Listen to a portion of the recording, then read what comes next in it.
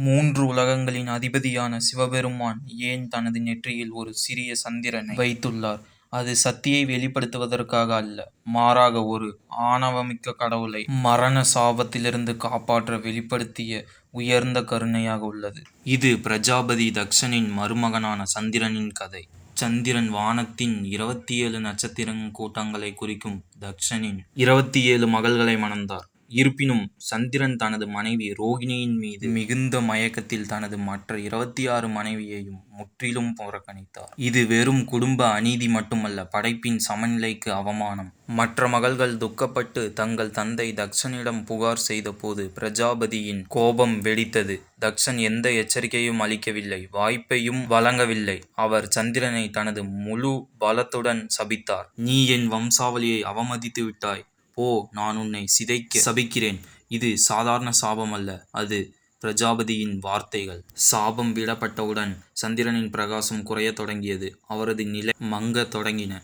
அவரது உடல் சிதையத் தொடங்கியது. அவர் உதவிக்காக பிரம்மாவிடம் சென்றார், பின்னர் விஷ்ணுவிடம் சென்றார். ஆனால் யாராலும் அவருக்கு உதவ முடியவில்லை. பிரஜாபதி தக்ஷனின் வாக்குறுதியை யாராலும் மீற முடியாததால் ஒவ்வொரு கதவும் மூடப்பட்ட போது, பிரபஞ்சத்தின் படைப்பாளரும் பாதுகாவலரும் கூட விலகிச் சென்றபோது, சந்திரன் ஒவ்வொரு உதவியற்ற உயிரினமும் இறுதியில் செய்வது போல் செய்தார்.